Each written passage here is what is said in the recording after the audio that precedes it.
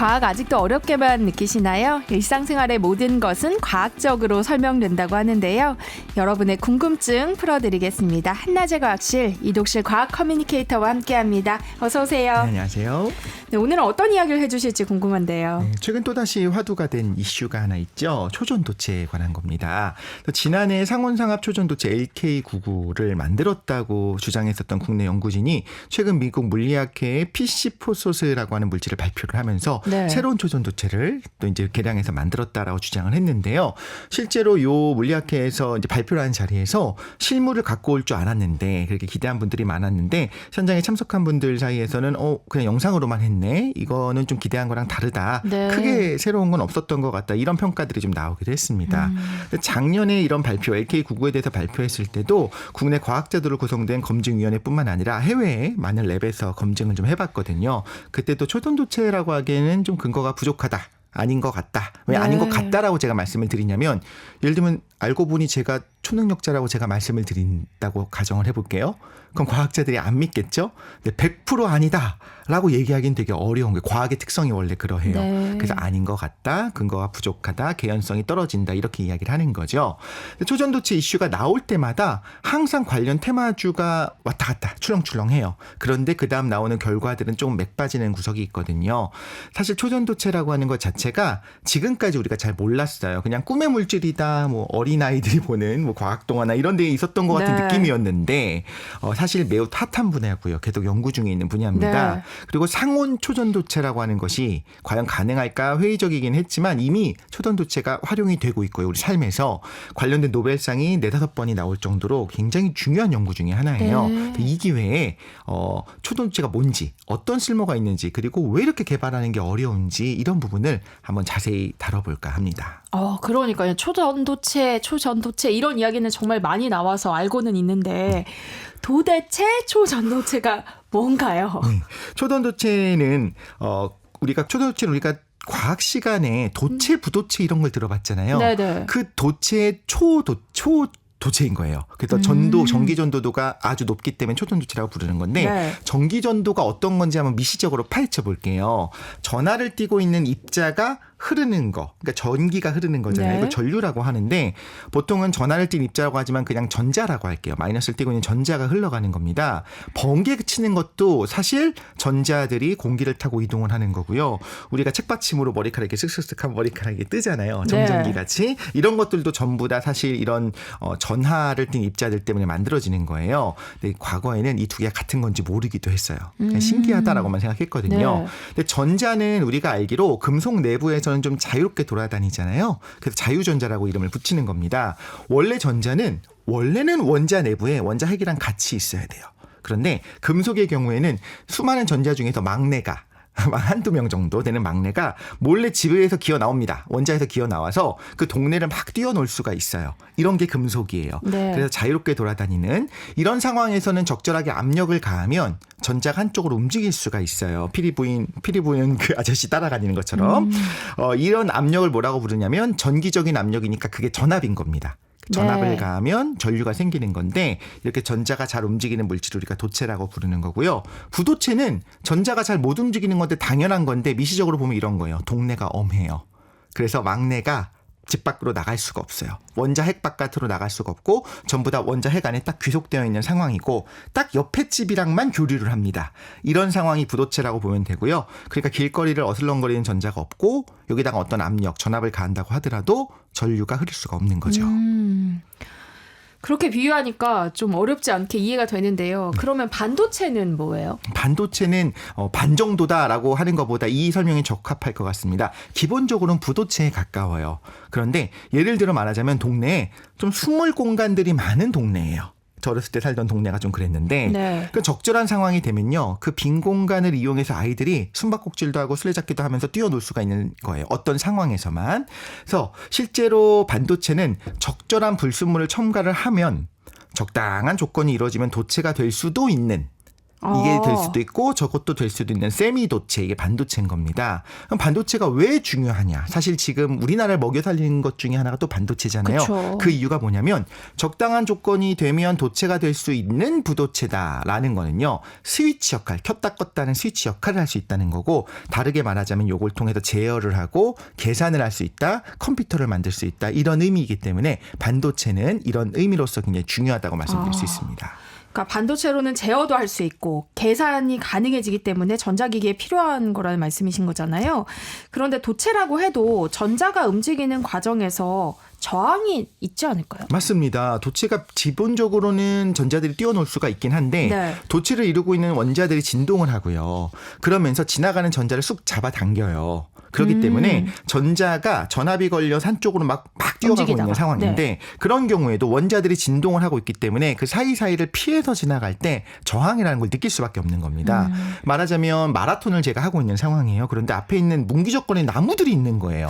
근데 나무가 가만히 있으면 우리가 피해가면 돼요. 문제가 네. 없어요. 근데 그 나무가 흔들려요. 막 왔다 갔다 합니다. 그러면 그 순간에 제가 피해가기 위해서 저항을 느끼는 거죠. 네. 그럼 저항을 낮추는 방법이 뭐냐? 이미 힌트가 주어진 건데 흔들리는 나무를 정지해버리면 됩니다. 움직이지 않게 하면 저항을 안 느낄 수가 있어요. 네. 다르게 말하자면 전자가 움직이는데 걸리적거리는 거 원자라고 했잖아요. 네. 그 원자의 움직임을, 진동을 정지시키면 되는 거고, 최소한 원자가 만약에 느리게 움직인다면 저항이 줄어드는 겁니다.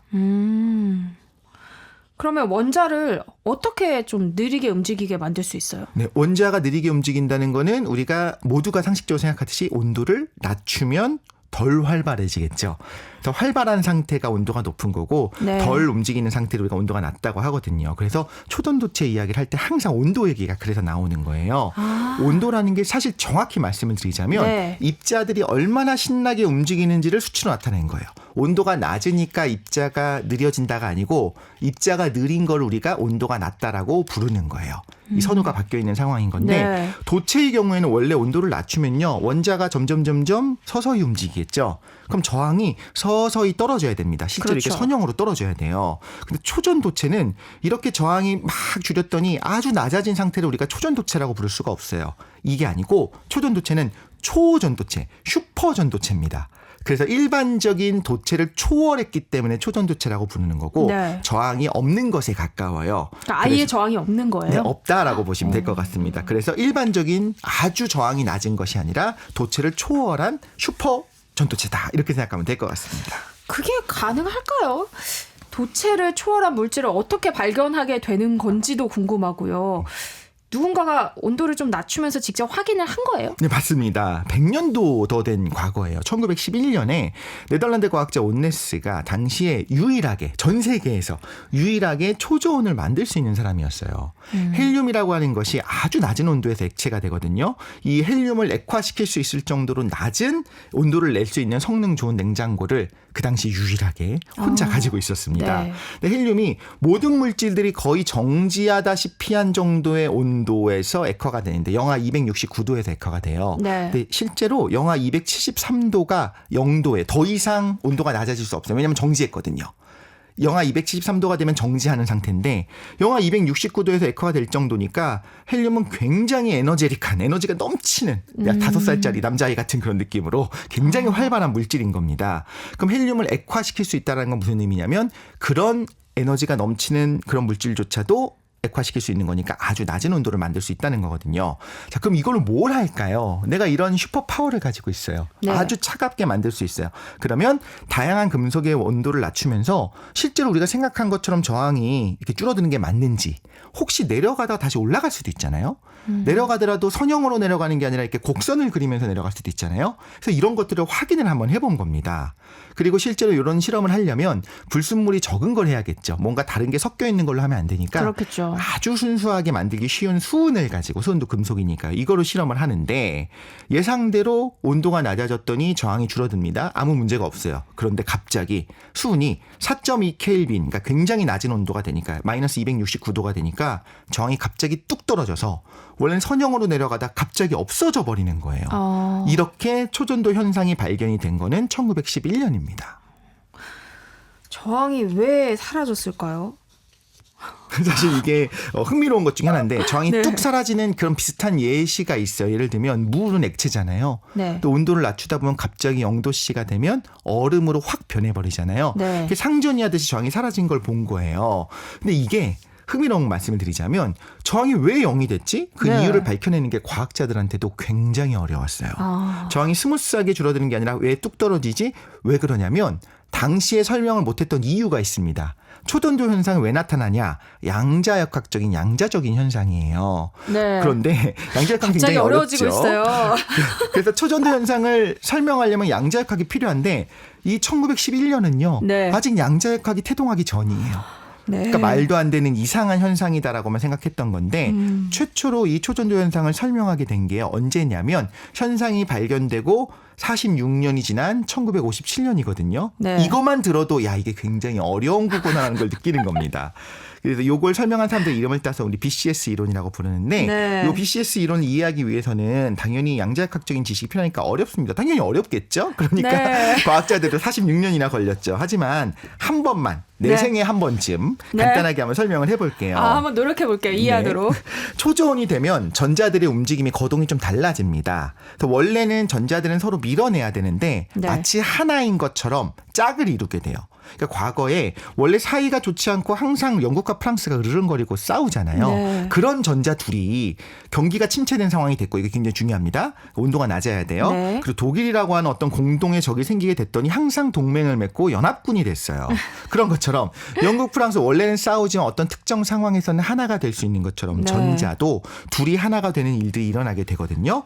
이렇게 연합한 걸 쿠퍼쌍이라고 부르는데 이 쿠퍼쌍이 이게 가장 중요합니다. 쿠퍼쌍이 되면 아나무인이 돼요.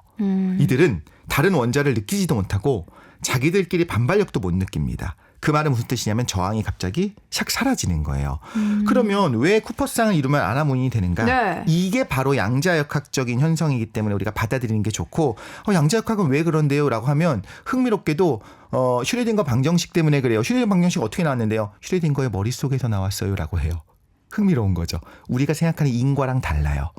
그냥 어떤 방정식을 만족시키면 그게 양자적인 건데 그 방정식을 어떻게 유도했느냐. 슈레딩거라고 하는 천재의 뇌 속에서 나온 거예요. 그러니까 우리가 이해는 어려운 겁니다. 어렵네요. 근데 중요한 거는 온도가 낮아지면 전자의 거동이 특별해지면서 갑자기 짝을 이루게 되고 쌍을 네. 이루게 되고 저항을 일으킬 수 있는 원래 반발력이나 다른 원자들이 있었는데 그거를 못 느끼게 되더라. 아나무인이 되더라. 이것만 우리가 이해하면 될 것 같고요. 네. 중요한 건 이걸 위해서 초저온이 유지가 돼야 돼요. 이러다가 만약에 초저온 상태에서는 이렇게 전류가 저항이 없어지니까 전류가 많이 흐를 수 있잖아요. 네. 근데 놀랍게도 또 거대한 전류는 흐르지만 무제한은 아니에요. 너무 많은 전류가 흐르면 이 초전도 현상도 깨집니다. 그래요.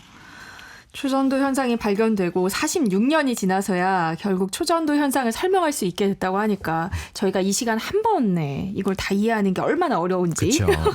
느낄 수가 있는데요. 그래도 오늘 알게 됐으니까 조금 더 쉬워지는 거 아닌가 싶습니다. 이제 다른 초전도체를 발견하면 되지 않나요? 네, 맞습니다. 원래는 어떤 이상현상이 발견되고 과학의 진보를 보면요. 그 이상현상을 설명할 수 있는 이론이 나오면 이걸 일반화하면 돼요. 그래서 다른 데 적용하면 되거든요. 네. 그런데 지금 말씀하신 그 포인트가 문제입니다. 고온 초전도체 혹은 상온 초전도체가 왜 만드는 게 이렇게 어려운지를 설명을 드릴게요. 네. BCS 이론에 의하면 40켈빈까지 즉 영하 240도 이하에서만 설명이 돼요. 그 이상으로 올라가면 BCS 이론이 안 맞아요. 그런데 1980년대가 되니까 금속산화물에서 영하 235도 240도보다 5도 높잖아요. 네. 235도일 때 초전도 현상이 나타나는 게 관측이 된 거예요. 그러면 아까 설명드렸던 노벨상까지 받았던 BCS 이론이 아닌 다른 메커니즘으로 초전도 현상이 나타나는 걸 확인을 했습니다. 네. 그래서 이렇게 BCS 이론으로 예측한 것보다 높은 온도에서 예를 들면 영하 235도, 예를 들면 영하 200도, 예를 들면 영하 190도에서 초전도 현상이 일어나면 그걸 우리가 고온 초전도체라고 불러요. 우리가 생각하는 고온이랑 좀 다릅니다. 그러니까요. 하지만 그 30K보다 높으니까 이렇게 부르는 건데요. 네. 이런 초전도체가 가능하다는 게 발견이 되면요. 약간 스포츠랑 비슷한 것 같아요. 이게 세라믹 기반으로 만들어지는데 일단 가능한 걸 알면 갑자기 발견이 마구 쏟아져 나옵니다. 스포츠도 원래 기록을 깨기가 되게 어렵다가 누군가 한 사람이 기록을 깨고 나면 그다음부터 그쵸. 갑자기 몇 이제 초에 벽이 깨지고 나면 그때부터 막 그렇죠. 신기록이 나오잖아요. 과학도 똑같은 것 같아요. 그때부터 엄청나게 발견이 되기 시작하는데 여전히 왜 일어나는지는 알 수가 없어요. 정확한 이론이 없고요. 네. 실용적으로는 영하 240보다 높다고 해도 240도보다 높아도 의미는 별로 없어요. 왜냐하면 액체 헬륨은 굉장히 비싼데 그게 필요하니까요. 근데 만약에 액체 헬륨보다 훨씬 싼 액체 질소로 만들 수 있는 초전도체가 있다. 라고 하면 그건 우리가 막 쓰면 되는 거거든요. 그렇죠. 단가 차이가 많이 나거든요. 네. 액체 질소의 끓는 점이 마이너스 196도입니다. 이거보다 높은 온도에서 만약에 초전도 현상이 나타나는 게 있다라고 하면 실용적인 건데 이미 1980년대에 127K 액체 질소의 온도, 액체 질소만 있어도 나타날 수 있는 초전도 현상이 발견이 됐어요. 네. 또 뭐도 있냐면 90년대 이후가 되니까 고압, 압력을 높이 가해가지고 초전도 현상을 일으킬 수 있는 물질들이 발견이 되는데 고압이 어느 정도냐면요. 15만 기압, 뭐 2010년이 넘었을 때는 100만 기압, 480만 기압 이렇게 가면 초전도 현상이 나타나더라. 실험실 환경에서는 구현이 됐는데 참고로 말씀드리면 흑연을 다이아몬드로 바꾸려면 10만 기압이 필요합니다. 그런데 지금 초전도 현상 만드는데 480만 기압이 필요하다? 사실상 그걸로 뭔가 실용적으로 사용은 불가능한 그렇네요. 상황인 거죠. 그럼 지금은 액체 헬륨뿐만 아니라 액체 질소로도 초전도 현상을 일으킬 수 있다는 거잖아요. 맞습니다. 네. 그러니까 MRI 같은 경우에 우리가 흔히 알기로 그 초전도 현상을 이용하고 있다. 액체 헬륨을 쓰고 있다라고 이야기를 해요. 그래서 비싸요. MRI의 비용 중에 하나가 뭐냐면 그 비싼 액체 헬륨을 계속 냉각시키고 재활용하는 데 들어간 돈이거든요. 네. 그런데 아니 액체 질소로 쓰면 되잖아. 네. 그럼 이미 사용하면 되잖아. 이런 생각이 드는데 이것도 좀 중요한 포인트라서 제가 말씀드릴게요. 나중에 초전도체가 발견됐다고 하더라도 이 내용을 알면 좀 헷갈리지 않을 수 있는 부분이 있습니다.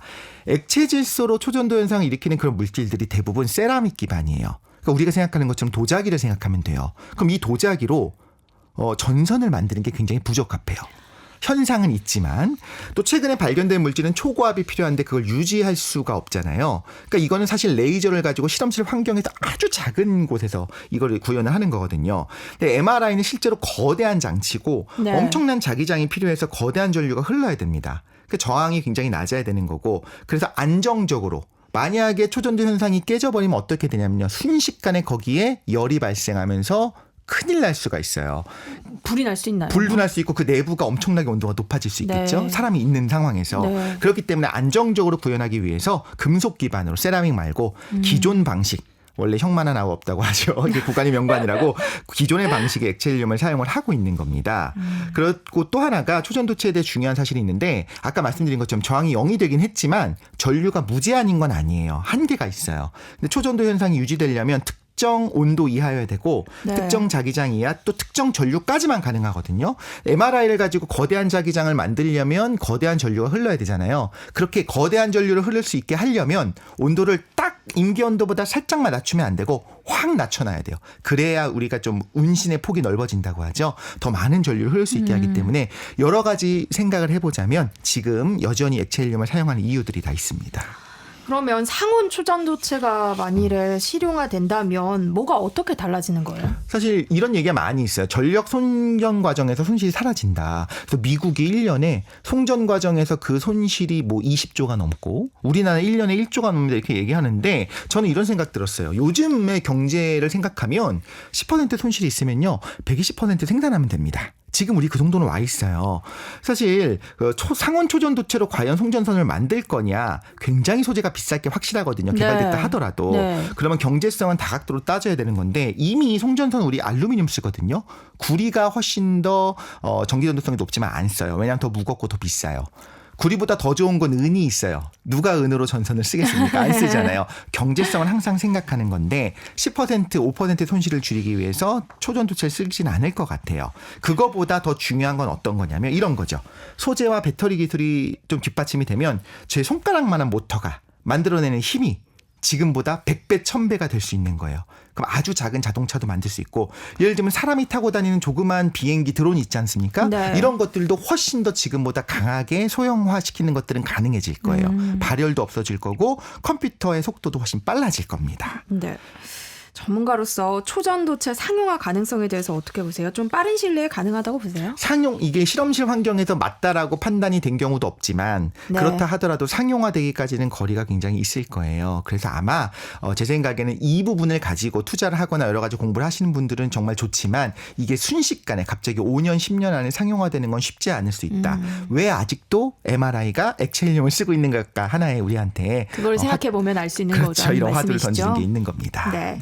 한낮의 과학실 이독실 과학 커뮤니케이터와 함께했습니다. 고맙습니다. 감사합니다.